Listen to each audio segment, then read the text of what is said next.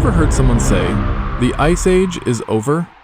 Or maybe you've watched those animated movies about woolly mammoths and saber-toothed tigers, thinking that was all in the distant past and we're totally in the clear now. Well, get ready for a surprising truth. We are, in fact, still living in an ice age.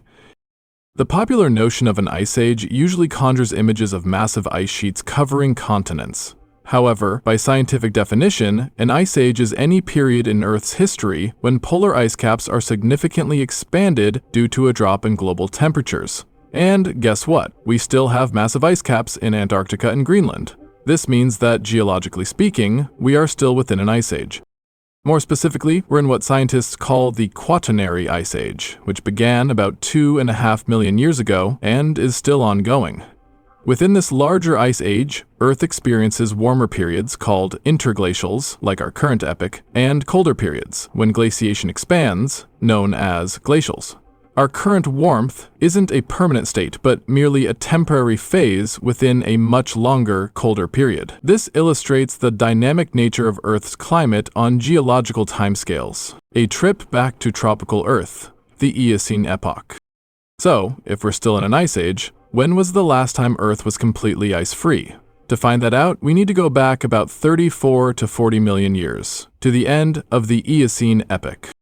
At the beginning of the Eocene, Earth experienced the highest mean annual temperatures of the entire Cenozoic era, with temperatures around 86 degrees Fahrenheit and virtually no ice anywhere. Global average temperatures were about 5 to 8 degrees Fahrenheit warmer than today. This astonishing difference between the Eocene and the present shows the immense variability of Earth's climate system, far beyond what typical human experience imagines. It underscores that Earth's normal climate state can be very different from our current one. The planet's geography was also vastly different. Imagine Europe not with charming temperate forests, but as a humid subtropical paradise, brimming with palm trees and swamp vegetation. The legendary Sahara Desert, completely gone, replaced by a lush, wet landscape, crisscrossed by rivers and dotted with lakes. And Antarctica, our frozen southern pole, was once a verdant, tree-covered continent. Yes, you heard that right, forests, with palms along the coast and oaks further inland. And where there are warm forests, there often are crocodiles. With no ice to lock up water at the poles, global sea levels were significantly higher than today. Estimates suggest sea levels were about 66 meters, or about 216 to 230 feet, higher than current levels. Think about it. Every coastal city you know, from New York to Shanghai, would be completely submerged. Vast continental areas would be flooded, creating expansive inland seas. This illustrates a complex interplay between atmospheric composition, carbon dioxide, temperature, ocean volume, and continental configuration. These factors don't act in isolation, but interact profoundly, shaping Earth's geography and the distribution of life. Eocene ocean lords, the Basilosauridae. In this warm, ice-free world, the oceans were a very different place. Dinosaurs were long gone, and a new group of colossal creatures was rising to dominate the seas, the Basilosauridae, early ancestors of modern whales.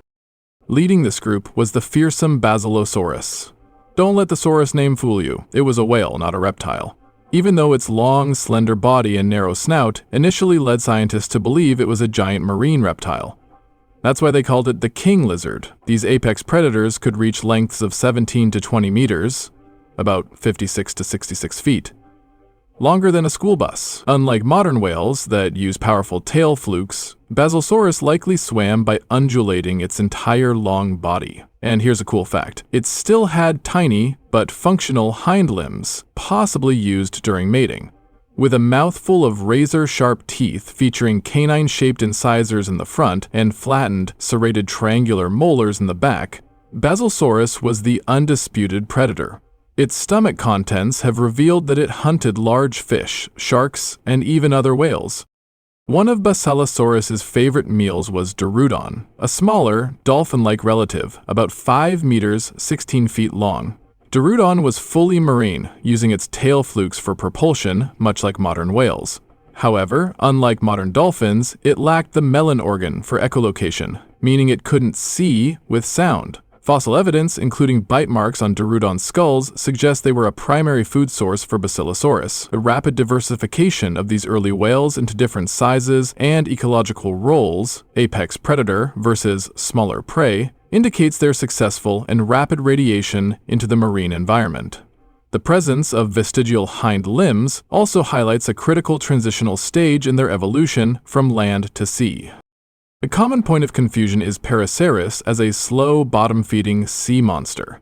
In reality, Parasaurus, or Paraceratherium, was the largest terrestrial mammal to ever live, a gigantic rhino-like creature, definitively not marine. However, the Eocene oceans did feature large, slow, bottom-feeding marine mammals. These were the early sirenians, or sea cows. These ancestors of modern manatees and dugongs were slow-moving herbivores, and by the late Eocene, they were largely aquatic, though some primitive forms could still move on land. They had heavy bones to help with submergence, and used strong lips to pull up seagrass. And no discussion of Eocene sea monsters would be complete without sharks. The mighty Carcharicles auriculatus, a giant shark with serrated teeth, was a direct ancestor of the legendary megalodon. While not as large as megalodon, it was still a formidable predator in these warm, life-rich waters.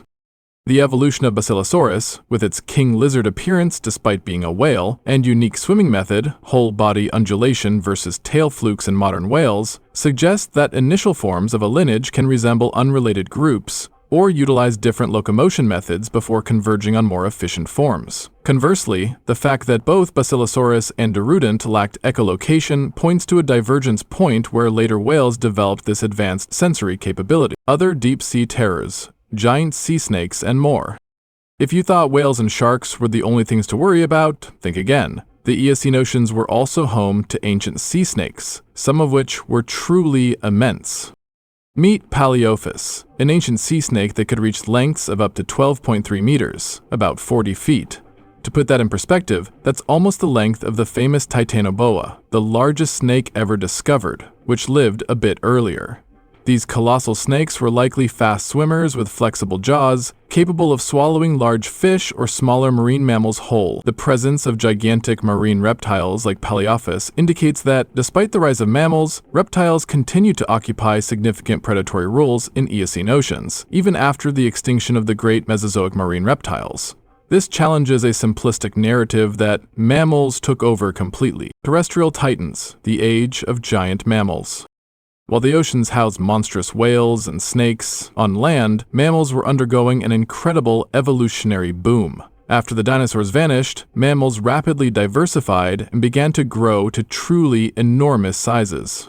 Among the most impressive were the Brontotheres, gigantic herbivorous mammals that looked like a cross between a rhinoceros and an elephant. They were one of the most diverse groups of odontoungulates during the Eocene. Unlike modern rhinos, their distinctive horns were not made of keratin, but were solid bone, often paired and more like ossicones. These bony protrusions likely played a role in display or headbutting during mating rituals. Some Brontotheres reached colossal body sizes, with stout, heavy limbs, making them truly imposing figures in the Eocene landscape.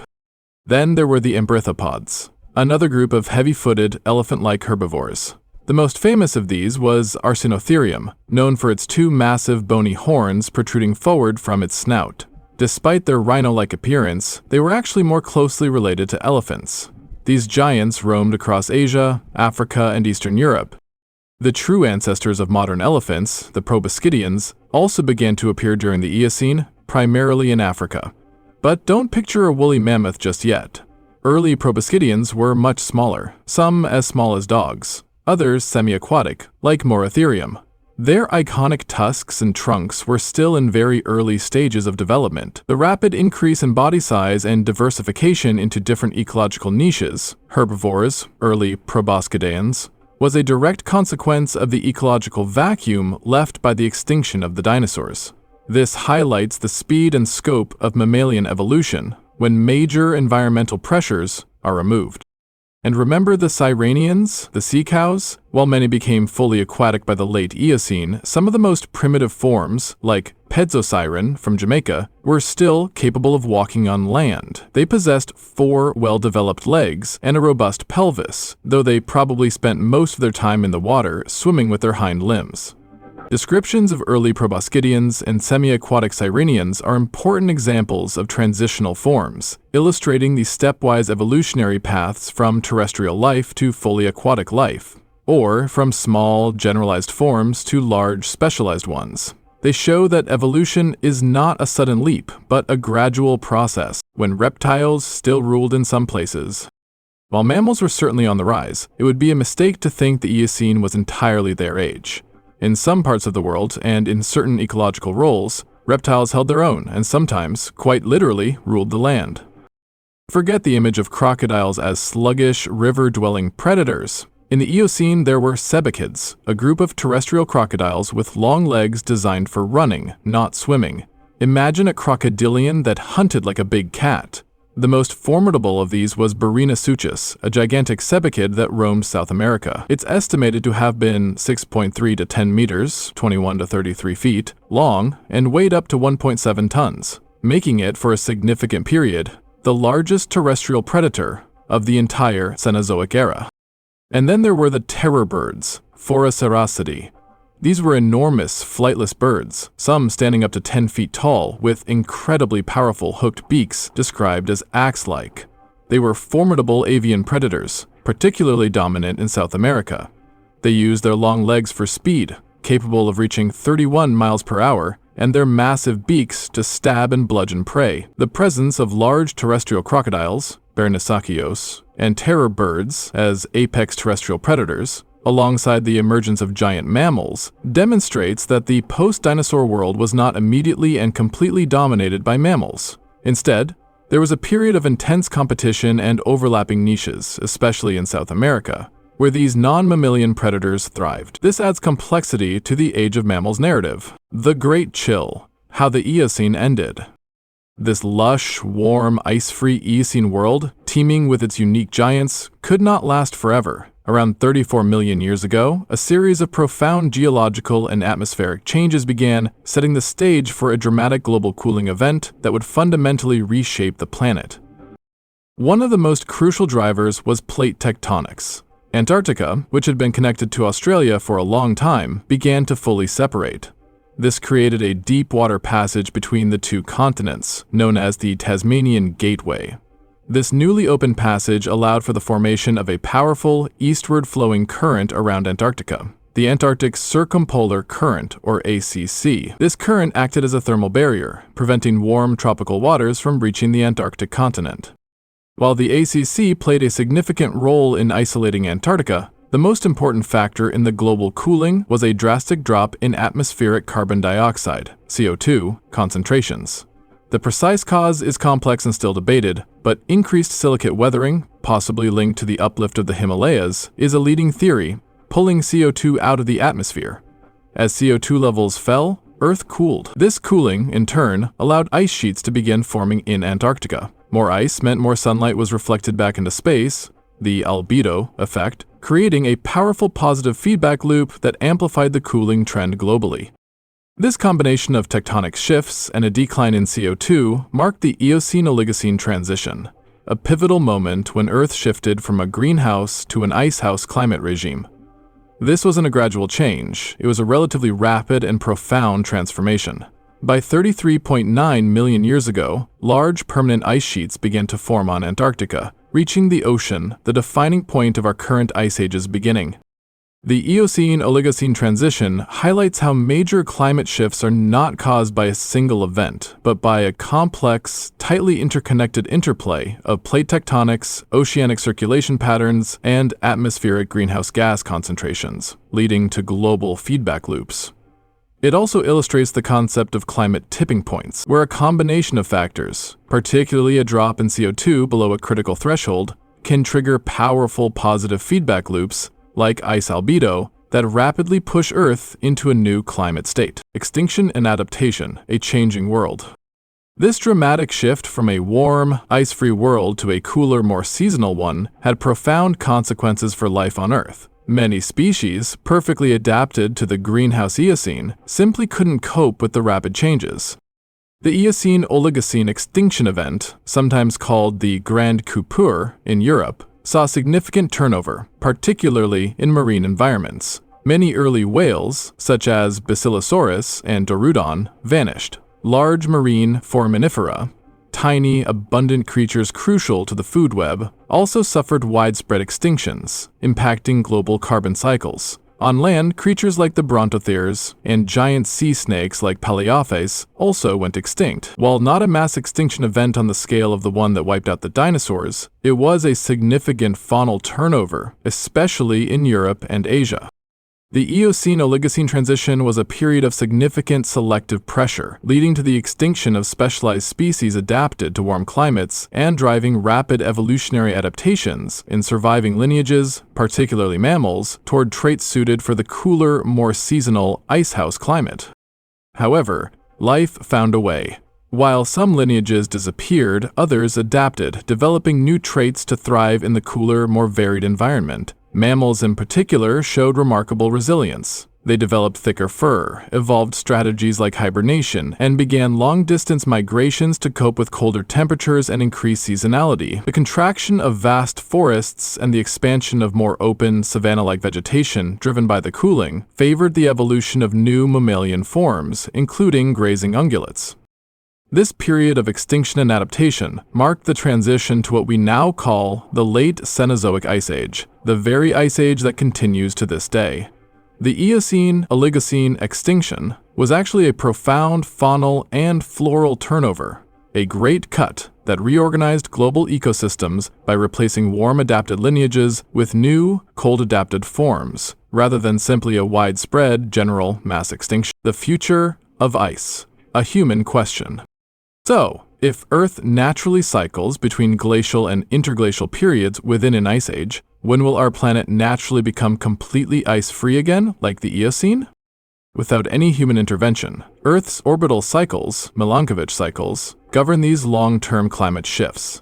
Scientists estimate that it would take tens of millions of years, or about 50 million more years, for Earth to naturally return to a completely ice-free state, where even the poles are entirely devoid of ice. However, we are no longer passive observers of Earth's natural cycles. Human activities, particularly the emission of carbon dioxide and other greenhouse gases since the Industrial Revolution, are profoundly altering this trajectory. Glaciers around the world are rapidly melting, with mountain glaciers shrinking every year for the past 37 years, and the rate of ice loss significantly accelerating in recent decades. The Greenland ice sheet is disappearing 4 times faster than in 2003, contributing 20% of current sea level rise. Paradoxically, our emissions are also delaying the next natural glacial period. Studies suggest that if carbon dioxide levels were at pre-industrial levels, we might be heading into a new glacial period in about 50,000 years. But human-caused carbon dioxide will keep atmospheric concentrations high for thousands of years, pushing back the next natural glaciation by at least 50,000 to 100,000 years. This shows that human activity is not just a localized environmental factor, but a global geological force capable of altering Earth's long-term climate cycles, on timescales typically associated with orbital variations. So, while our actions might prevent the natural return of widespread glacial expansion for a very long time, they are simultaneously accelerating the melt of existing ice, which defines our current ice age. This has immense implications for sea levels, ocean currents, and ice-dependent ecosystems. For now, happy feet penguins, polar bears, and countless other ice-adapted creatures are still making their way. But how long they can continue to thrive and what kind of ice age we leave for future generations is now largely in our hands. The Eocene shows us an ice-free world, one that was Earth's normal for millions of years. Our current ice age, however, is a reminder of Earth's dynamic past, and our present actions are writing its future. What story will we tell? If you enjoy this content, please let us know in the comments below, and follow our channel to explore more about our Earth and the extinct animals in its evolutionary history.